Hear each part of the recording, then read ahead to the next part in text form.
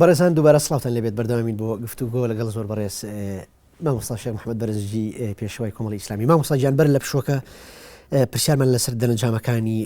کۆنگرەی یەکەمی بزوتنەوە یەکبوونی ئیسلامی کرد و قبوڵ نەکردنی لایەن مامۆستا مەلا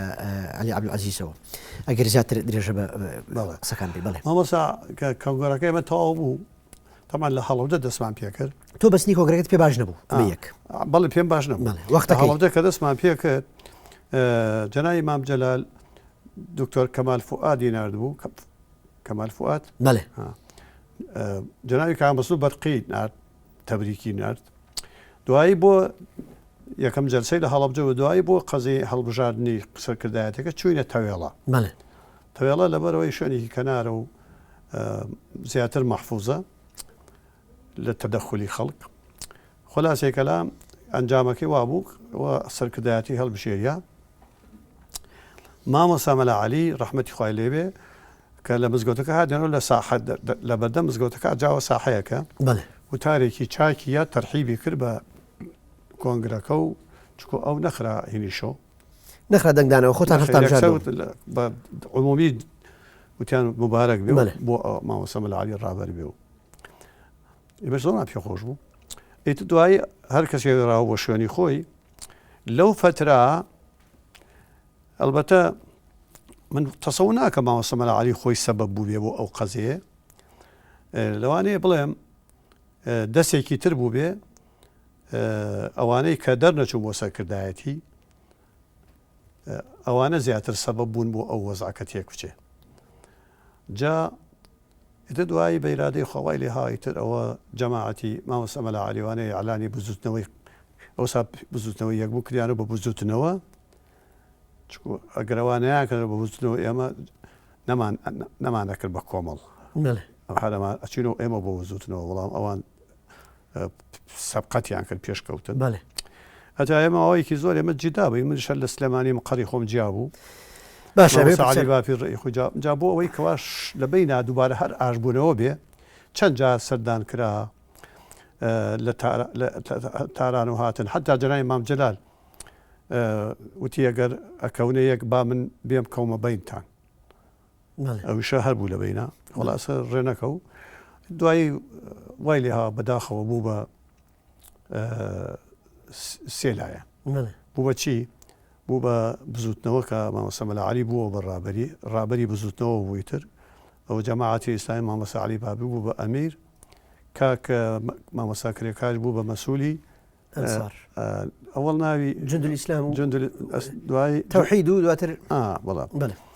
باشە بۆ ئەنسار خۆلاسە ئەنسار. بەڵێ پاشان ئێمەشە لە چەند مانگێک هەر من جودا بووم، دوایی تر ئێمە چی بکەین باشە من حەزم لەو ئیعلانی حیزبایەتی و مەسئولیەت و شر نەدەکرد. ئێتر لە حاڵەگەر جەماعەتی کە عەلی باپیر ئێمەش بووینەوە بە یەکێ. بەڵام تۆ بە خۆت باڵێکی جیاوازت هەبوو. بەڵێ من چەند نەفەر بووین ئێمە سەرکردایەتی. کێ بوون ئەوانەی کە لە باڵەکەی مامۆستا شێخ محەممەد بەرزجیا بوون؟ وڵایەکی ئەوانە لەوانەیە هەمووی لەبەرنێ، وەڵامێکی لەوانە مەسەلا حاجی قاسمی هەڵەبجەیی بوو، هەروەها مامۆستا شێخ سیدیق بوو، هەروەها چەند نەفەرێکی تر مەسەلا وەکو دکتۆر ئیبراهیم بوو، کۆمەڵێک بوون، دوو نەفەر بووینەوە سەرکردایەتی. باشە لە تێکچوونی بارودۆخی دوای دەرەنجامی کۆنگرەی یەکبوون و پاشتر لەدبوونی ئەم حیزبە ئێران چەند دەستی هەبوو، چەند دەستی وەردا بۆ ناو کۆنگرە و بارودۆخی کاروباری ناوخۆی یەکبوون؟ ئایا پارتی وێکێتی دەستیان هەبوو لەم ئینشیقاقا؟ نەخێر، هۆکاری هیچ هۆکارێکی دەرەکی هەبوو؟ من پێم دەرکم پێ نەکردووە، پێم نەزانیوە، یعنی من ناتوانم بڵێ هەر گومانیشم پێ نەبرووە. بەڵام ئەوترێت مامۆستا عەلی عەبدولعەزیز هەر لە سەرەتاوە وا تێگەیشتۆ کە ئەمە بۆ پراوێش خستنی ئەوان ئەم کۆنگرەیەیان بە کۆدێتایەکی سیاسی زانیوە دژ بە بنەماڵەی مەلا عەلی عەبدولعەزیز. ئایا لە ڕاستیە هیچ نیەتێک هەبوو لەو شێوەی کە جاگەر و نێتە وایە بووە بەبێ تەسویت و بەبێ ڕێئیدان چۆن نەکرا بەڕابەر؟ بەڵێ باشە. بەڵام لایەنە ناڕازیەکان دەڵێن ئێمە هەر ئەو کاتە بەتەما بووین کارێک بکەین کە مەلا عەلی عەبدولعەزیز لە کۆنگرە دەرنەچێت. ئەلبەتە لایەنێک هەبوو هەر لە سەرەتاوە هەندێک جار خۆیان بە باڵی ریفۆرم خوازی نابژوتنەوە نابرد و هەندێک جار بە باڵی تر و ناویترەوە دەڵێن نیەتێک هەبوو بۆەوەی کە مامۆستا مەلا عەلی عەبدولعەزیز لە ڕێبەرایەتی دوور بخەنەوە. ئایا بەڕاستی نیەتێکی لەو جۆرە هەبوو؟ ئەگەر هەبوو بێ ئەو نیەتە هیچ شەرعەت و پاساویشی ئاینی هەبوو بۆی کە یعنی هیچ شتێک هەبووە کە قابلی ئەوە بێت تۆ مەلا عەلی عەبدولعەزیز لە سەرکردایەتی دوور بخەیتەوە؟ کەس ئەو تەسەورە نەبووە، چونکە بۆ بە دەلیلی ئەوە یەکێ لەو مەسەلە محاولەتەکە کرا بۆ ئەوەی وحدەتی حیزبەکە پارێزرێ، دانیشتێکی زۆر کرا لە گەورە کرا 16 ڕۆژی پێچوو لە ئێران، هەموو ڕۆژێک تا ئێوارە بەیەکەوە بووین. تا مامۆستا عەلی باپیر زۆر جار من ئەمبر لەگە مامۆستا مەلا عەلی بەیەکەوە دانیشتن، هەتا ئاخر ڕۆژ خۆحافیزیمان کرد لە یەک، من بردم لە ژوورەکەی ئەوە خۆحافیزیمان لە یەک کرد و حیجی نەبوو لە بەینا، یعنی کەسێ نەبوو خۆی تەرشیحکا بۆ ئەوە لە جێ مامۆستا مەلا عەلی بێ. بۆ چونکو کەس بتمای ئەوە نەبوو، کەس نیەتی ئەوەی نەبوو. نەوەڵڵا کەس ئەو تەماعی نەبوو بەوە، چونکو بۆچی ڕابەرایەتی حیزبی ئیسلامی وەکو ڕابەرایەتی حیزبی دنیای نییە، هیچ مەنافعێکی تیانێ بۆ کابرا، مەنافعی دنیای. قەزەی قیامەتیش مەسئولیەتی گەورەترە بۆ قیامەتی. من پێم نەزانیوە، دەرکم پێی نەکردووە و هیچ کەسێکیش لەو ئەندامانەیە کە دوایی لەگەڵ ئەم مەسەلە نەکراوەتەوە. لەوانەیە ئەمە تەحلیلات و هەندێک کینیان هەبوو مامۆستا، ئەوان لایەنە ناڕازیەکان هەندێک تێبینی و هەندێک بۆچوونیان هەبوو بۆ لەوبارەوە، لەوانە کە پەیوەست نەبوونی هەندێک کەس بە پەیڕە و پرۆگرامی حیزبەکەەوە، نادات پەروەری لە بەیت المالدا، ڕانەگرتنی هەڵسو کەوتکردنی شەرعی لەگەڵ خەڵکیدا،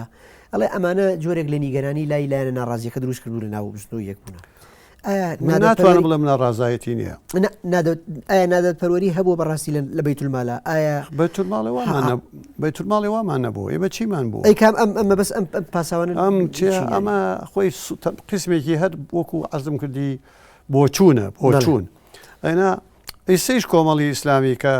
حیزبێکە و لە پەرلەمانە هەیە و تەماشاکە حیزبی وایە نەفەرێکی لە پەرلەمانە نەسریەکەی لە حکوومەتی هەرامە زۆرتر لە هی کۆمەڵی ئیسلامی، یا دوو نەفەری هەیە. باش ئەگەر دارایی کوە بچینە سەر کۆمەڵی ئیسلامی پاش تێکچوونی بستنەوەی یەک بوون و ئێوە چەند کۆبوونەوەیەکتان کرد، لەو کۆبوونەوەیە چی باس کرا؟ دەوترێ مامۆستا بەرزنجیش بەتەما بووە حیزبێکی نوێ دروستکا لەو کاتەیە، ئایا نیەتێکی وا هەبوو؟ ئەگەر هەبوو بۆچی نەکرا؟ کەی دوای ئینشیقاق بڵین دوای قبوڵ نەکردنی دەرەنجامەکانی کۆنگرەی ئەخیری بڵین یەکبوونی ئیسلامی؟ بەڵێ من خۆم لە دڵمان نیەتمان نەبووە، بەڵام خەڵقی خەت ئەلبەتە خەڵقی تر داوایان لێ کردووم کە حیزبێکی کە من بزوستنە پێشۆکەمەنی عەلانی کەم و تەعامل لەگەڵ من ناکرێ و لە داخل و لە خارجیش. بەڵام من وتومە حەزەکەم لە باتی دوو یەک بین، لە باتی سێ دوو بین، لە باتی چوار سێ بین. ینی تۆ لەم پێناوا چوویتە ناو کۆمەڵی ئیسلامی؟ لەبەرەوە تعەدد حەزم لە تعەدد نەکردووە. باشە کە تۆ چوویت، تۆ هەم لە ڕووی تەمەن و هەم لە ڕووی تەجروبەی سیاسی و هەم لە ڕووی پەیوەندی کۆمەڵایەتیشەوە ئەتوانم بڵێم لە کەسە یەکەمینەکان بووی، بۆچی تۆ نەکرایتە ئەمیری کۆمەڵی ئیسلامی؟ لەبەرەوە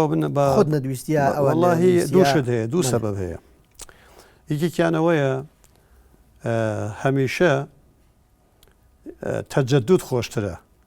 تەجەدد باشترە. ئەو برایە مامۆستا عەلی باپیر بەڕاستی میستاقێتێکی باشی تیا بوو بەلام و یەکەم گەنج بوو، دووهەم معلوماتی باشی دینی هەبوو، سێهەم قورئانی لەبەر بوو، چوارەم زاهیر و باتنی وەکو یەکوا بوو، پێنجەم شەجاعەتی هەبوو ئەدەبی. ئەمە سیفەتەکانی سەرکردەی تیا بوو. ئەوانە باشە، ئەوانەی تیا بوو. خەڵکەکەش ڕەغبەتیان بۆ لێی، لەوانەیە منیش ئەگەر خۆم قید کردایەتەوە خەڵقی هەر بوو وایە، بەڵام من هەر لە ئەساسە وازم حەزم لەو مۆزوعە نەکردووە. هەتا ئێستا ئەم لەقەبش پیاناوم پێم ناخۆشە. چییە؟ باشە ئەمێ لەسەر لەقەبەکە پرسیار بکەم. پرسیارێک لە دەرەوە هەیە لەسەر لەقەبەکە مامۆستا بمبەخشە. دەوترێ لەلایەک پێشەوا و لەلایەک ئەمیر. ئەوتری ئایا ئەمە ئەمیر لەسەر ئەمیر نییە؟ بەبەست چییە لەو لەقەبە ینی بەڵێ خۆی ئەمە ئەمیر لە حەقەتە ئەو ڕێیسی حیزبە بەڵام پێشەوە گەورەترە پێشەوە لە پەنهەج و پەیڕۆڕاگەشە پێیان شاخستووە لە دانیشتیشە تەوانێت بەڵام من قسە لە پێشاکەم بەڵام ئەمە وەکو ڕێزێک بۆ عمر بوو بۆ تەمەن بوو بۆ دەورم و ئەمانەیە وەیلا لە حەقەتە لە ئەمەش نمونەی هەیە و نەبێ هەر هین بێ هەر لە فەلەستینەوە بیگرە نمونەی هەیە و لە زۆر شوێنە هەیە کە وە کەلیمەی پێشەوە خۆ مەلای مزگەوتێکە ئیمامیانە پێشەوە ئەو مزگەوتکە لە قەبێکە کە نەهوو بۆ احترامێکە ئەوە لەوەلا خۆڵ ناگرێ خۆ تا حەدێ ئەوەی کە ستراتیژی ئەوەی کە مهم بێ و ستراتیژی بێ قسەم بەگوێەکەن لەوە ئەمما ئیترەوە بۆ تەرزەی هەردوو لایە ئەو مامۆستا عەلی بابچیر ئەمیگرە و منیش پیشانەزی پێوەکەم خۆشم دەوێت بەڕاستی پیاوێکی چاکە بە دڵمە و هەروەها ئەویش خاڵ ناگرێ وەکو ڕێزی تایبەتی هەیە بۆ من و من بەلام و باوەڕ بفەرموو ئەگەر لەمە پەرۆ پرۆگرامە داخلیان کردو ئینا من ئەسڵان حەزیشم لەوە نەداکرد لە کۆنگرەیشا بەبێ هین هەموو یەک نەفەر ئیسیسانی کە دەستیان بەرزۆ کردوەوە چونکە ئەزانم من ببم نەبم زەرەرێکم نیە و قازانجێکیشم نیە قسەیەک هەیە دەوترێ زانایانی ئاینی لە ئایدۆلۆژیا گەورەترن تۆ پێت وانە تۆ ئێستا لە قۆناغێکای کە ڕەنگە پێویست بۆ نەبێ پۆستێکی دیاریکراوێ حیزبی دەبێت لەناو حیزبێکا وجود هەبێ حەز ناکەی مامۆستا بەرزنجی پێگەی وەک زانایەکی ئاینی گەورەتر بێت لە پۆستی حیزبی و ئایدۆلۆژی وەڵڵاهی من خۆم بە چی ئەزانم خۆم بە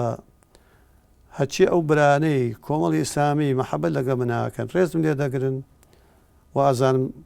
لوتفی خۆیانە ئینا من مستحقی ئەوەش نیم من چیم کردەوە بۆ ئیسلام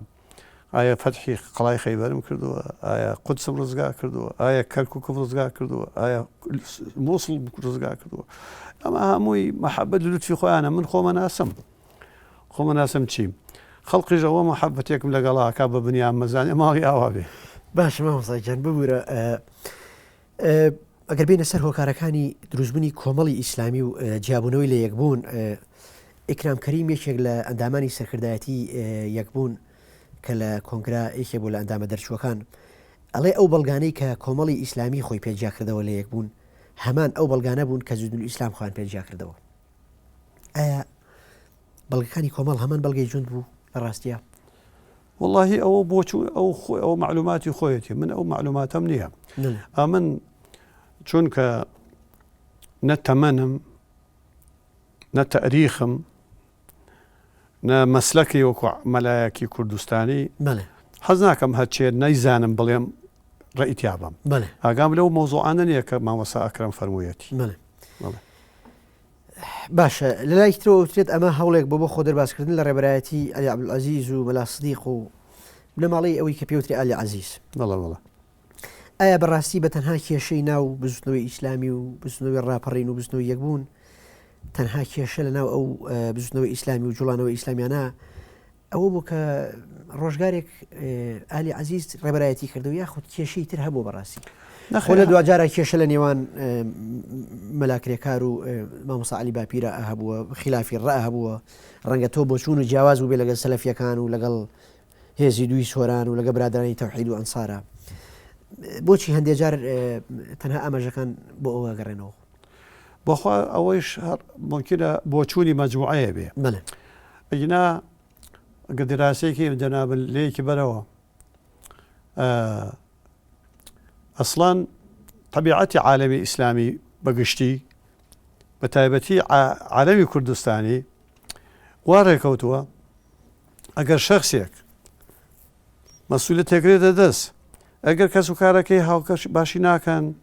ئەڵێنەوە بۆچی ئەوان کەس و کارێکی باشی ناکە ئیسراحەتەکەن ئەگەر ئەیکەن لەولاوە دەڵێن وانە ئێستا بۆچی من چەند مناڵم هەیە هەموو جامیعین حەو مناڵم هەیە هەموو جامیعین لە خوشکانە من کچم هەیە ماجستێرە دوان نەگێکی کچم هەیە پزیشکە کچم هەیە مامۆستایە هیچ لە ناو خوشکانی کۆمەڵی ئیسلامی هیچ مەقامێکیان نییە تێگەی کوڕم هەیە دکتۆر سەباحی کوڕم ئەوە پرۆفسۆرەکە علومی حجری هەموو لای خۆم خوێندووە جامیعیشی تەواو کرد لە شەشی عیلمیەوە چۆ بۆ جامیعات ئەمەل کاتە ئەندامی پەرلەمانیشە هەم ئەندام پەرلەمانە ئەوش بە تەکلیفی مامۆستا عەلی بافی لەینا نەمەهێشت لەگەڵەوەشە لە حیزبا هیچ ئەندام و ناوچەیش نییە کوڕێتمێ ناوی سەلاحە ئەوە لە لەندەنە ئەوش عالمێکی فیزیاییە هیچ مەسئول علاقات مەسئولی مەڵمەندێکمان هەیە لە لەندەن ئەویان نەکردەوە بە ئەندامیشان نەکردووە نایشە بەخ ئەگەر نایکەن وەکو مناڵەکە ئێستا ناسیحی کوڕم مامۆسای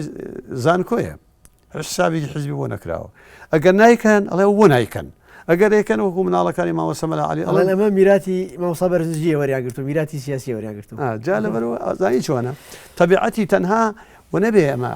لە عالەمی ئیسلامیە وایە لە عالەمی عێراقیە وایە لە عالەمی کوردستانە وایە ئەگەر کەس و کارەکە و بەشداریەکە ئەڵێن بابە چێ بوو بەهین عایلە ئەگەر نایکە لەو لاشۆ گلەیەکی تر لێ باشە مامۆستاجان ئەگەر چینۆ سەر خلافە فکری و عەقائیدی و سیاسیەکانی ناو کۆمەڵی ئیسلامی ئایا هیچ خلافێکی فکری و عەقائیدی و شەرعی تۆ بەدی ئەەکەی لە ناو کۆمەڵی ئیسلامیە ئەگەر هەیە چین ئەو خلافانە چی خۆ چێ فەرمی خلافی فکری و عەقائیدی و شەرعی و سیاسی نییە یەک شت هەیە بەڵێ عەدەدێکی کەم هەیە بە پێی بۆچوونی خۆیان بازە شتیان بەدڵ نیە لە مەسائلێکە بەلای خۆیانەوە ئازانە ئەوە بیدعەیە هەندێک ئەوەش کەمن عەدەدێکی کەمن وەڵامیتر نەبوو بە غەوغا و نەبوو بە کوتلە و هەر لە بین خۆمانە قسەی لێەکەن و جا قسەی من وەرەگرن و باشە بۆچی ئەو وینە فۆرمەلە ناکرێت بۆچی تەنزیم ناکرێت ڕێک ناخرێ مەسەلەن تێگەیشتنی هەندێک لە کادیرەکانی با بڵین کادیرە باڵەکانی ناو کۆمەڵی ئیسلامی ئێستا تۆ خۆت پیاوێکی ینی بڕات بە بەشداری سیاسی و بە ئاشتەوایی و بە نێوانگیری و ئەو هەیە بە چاوی ئایدۆلۆژیانەوە سێری حیزبێکی کە ناکەی بەڵام هەر لە ناو کادیری سیاسی و باڵا هەیە لە ناو کۆمەڵی ئیسلامیە بڕای بە دیموکراسی نییە بڕای بە مۆسیقا نییە بڕای بە هونەر نییە بڕای شتێک نییە بە ناوی نیشتمان پەروەریەوە ینی ئەم خلافانەی ناو باڵێکی ئیسلامی بە بڕای تۆ بۆچی ئەگەڕێتوانی بۆچی خۆی زانانی چۆنە ئەمڕۆ دووسێ سەبەب هەیە بۆ ئەوە یەکێک بەلام و لە ئیسلامە نابێ اختیار نەبێت نابێ ئیجبار هەبێ لە ئارابێ اختیار هەبێ ئەمە یەک وەکو مەسئولە ئیسڵە مخەیەرە نەگو سەیەرە ئەمە یەکەم اختیار هەموو کەسەبی اختیارێکی هەبێ حڕێتێک و ئازادی هەبێ لە ڕێی خۆیان لە بۆچوونی خۆیان ئەمە یەکێکیان یەکێکی تریشانەوەیە ئیستەکانێ وەسائلی معلومات واسع بووە کتێبی زۆر و زەبەنە هەیە جەریدە سەحافە مجەلە ئەمەش واکە بۆچوونی جیاواز هەبێ فەیسبووک تەلەڤیزیۆن ئەمانە مەسەلا واکە لە خەڵک واقعەن فکری هەیە بەرەو ژوورەچێ هەیە بەرەو خوارەچێ هەیە ئوفوقی ئەڕوا هەیە دائیری ئەڕوا ئەنی قوربان لەبەرەوە ئەو ئازادی لە کەس سەلب نەکەی باشە ئێستا من زۆر جالەوانەیە زۆر کەس بەعزێش مەلا حەزی لەسەر من هەیە ئەڵم قەچەکە هایەتی بابی بێ گەردنی هەزاوی بەڵام بێ لەگەڵم دانیشێ بزانە وای لەو ڕۆژانە چوم بۆ مزگەوت نوێژم کرد دووسێ گەنجی جوانی لێ بوو تماشاکەم زۆر کەم لوتفن لەگەڵ من تۆزی لەگەڵا دانیشم تەماشاکەم بوون بە موریدی خۆم چی بوو ئەو مەلا حەزەتانە هەوی ئەو نەمزانی لەسەر چی ساردن تۆزی بەحسم بۆ کردن وڵی تو دوایی بوو وەکو تەلەبی خۆمیان لێ هات جا عەرز دەکەم ئەخۆڵک ئەبێ ئازاد بێ باشە مامۆستاجان بمبەخشە سەبارەت بە پەیوەندیەکانی کۆمەڵی ئیسلامی لەگەڵ ئێران ئایا لەسەر چ بنەبایەک کۆمەڵی ئیسلامی پەیوەندیەکانی لەگەڵ ئێران دروستکردن پەیوەندیەکانیان چۆنە باوەڕ فەرموو پەیوەندی ئەمە لەگەڵ دەوڵەتانی محیط بە عێراق یا بە کوردستان وازانم لە خواری پەیوەندی هەموو لایەنە سیاسەکانە بەڵام چونکە ئێمە پێماوەتری ئیسلامی لەوانەیە خەڵک چەند بەرابەری بکاتەوە ئەسا بۆ نمونە لەو بێناو کۆنگرەی لە تاران بوو 600 عولامابان کرا بوو بۆ تاران تەمان دووسێ مانگ لەوە پێش منهەجەکەیان ناربوو ئێمە وتاریش لەبارەی چیەوە بدەن منیش لەگەڵ مامۆسایەک و دووسێک کەس هاتشوین زۆران هەوڵا وتارم نەدا بۆ لەبەرەوەی بە مەسلحەتی ئەمڕۆ وام بۆ مەسلحەتی جمهوری ئیسلامیش و بۆ مەسلحەتی کوردستانیش وا باش بوو من قسە نەکەم ئینا خۆ مەلا زۆر حەزەکە لە قسەکردن بەتایبەت من تۆ بێشان بە پێچوانەوە وساجان ئێمە مادومان کردی من لەبەرەوە دۆسایەتی ئێمە و ئێران وەکو دۆسایەتی ئێمە دۆسایەتی هەموو لایەنەکانی عێراقی و کوردستانی لەگەڵ ئێران چۆنە ئێمەش هەروایە لەوە زیاتر نییە بەڵام لەوانەیە جمهوری ئیسلامی خاتری هەموو لایەکەکرێ مەسلحەتی سیاسەتی خۆیەتی مەسلحەتی ئیسلام وەکو ئیسلام حەسێبەکەی وەکو حکوومەتێکی منطقەیە حەسێبەکەی وەکو دراوسێ حەسێبەکەی و ئێمەش لە حقەتە ناتوانین بێنیازبین لە هیچکە ئەگەر بۆمان بکرێت لەگەڵ ئەمریکای دۆسایەتیەکەین لەگەڵ بریتانیا ژێکەین مەسلحەتی تیاێ بۆ دین یا بۆ میلەتەکەمان ئەگەر لەسەر ئاسی سەرکردایەتی کۆمەڵی ئیسلامیە من پرسیارە لێ بکەم هەندێک بۆچوونی یا بڵێم هەندێک تێڕوانین هەیە لەسەر خودی ئەمیری کۆمەڵی ئیسلامی مامۆستا عەلی باپیر بەوەی کە هەندێک پێیان وایە ئەم پیاوە پان ئێرانیستە هەندێکیش ئەڵێن نەخێر ئەمە پیاوێکە لەگەڵ مخابراتی عێراقی عیلاقی هەبوو فایلی هەیە و ئەم تۆمەتانە تا چەند لە جێگەی خۆیەتی ئایا بەڕاستی ئەم پیاوە پیاوێکە سەر بە ئێرانە یا سەر مخابراتی عێراقیە کە ئەمە دوو هێزی دژبەیەک و جیاوازن سەرنجی مامۆستا بەرزنجی سەبارەت بەم قسانە بە دروستکردنی ئەم فایلانە بە مامۆستا عەلی باپیر چییە؟ وەڵڵاهی من حقیقەت ئەڵێم لەبەر ئەوەی مامۆستا عەلی باپیر من لە عەزم کردی لە هەشتاوی کۆ ئەیناسم جارێ یەکێک لە گلەیەکان من لە مامۆستا عەلی باپیر ئەوەیە کەوا تاکتیکی نییە ئەوەی لە دڵایەتی ئەوەی لە زبانیا ئەوە یەک یعنی خۆ مەقسمۆنێ وانە بێ ئەڵێم هەموو شتێ ناحەق مەڵێ هەموو حەقێکیش مەڵێ تا وەختی حەق وتنەکەیە چونکو قورئان بۆچی بە 23 ساڵ هاتە خوارد خوا نەیەتوانی بە یەکەم ڕۆژ بینێرە بۆ پێغەمبەر ئەویش نەیەتوانی ئیستیعابی کە بەڵە وەڵی توانی وەکو ئەو سەفەرە تەریخیەی پێکردووە ئەو سەیرە گەورە لە مەککەوە بۆ بەیت المقدس و لەوێ بۆ ئاسمانەکان لەوێ بۆ بەهەشت کە کوشتێ و سیدرەتل منتەها لەوێیە بە یەک شەو ئەوە بکە بە یەک شەویش دەتوانی جەمیعی قورئان خاتە سینەوە بەڵام بۆچێ بە 20 ساڵ لەبەرەوە هەر مۆزوعێک تا وەختی تەنفیزی نەیناردووە خوا مامۆستا عەلی باپیر منەوە لە حەزم سێدی پەلە هەموو شتێ ئەڵێ هەر مەجای بوو هەموو شتێ ئەڵێ کەواتە پیاوێکی بێفێڵە بێتاکتیکە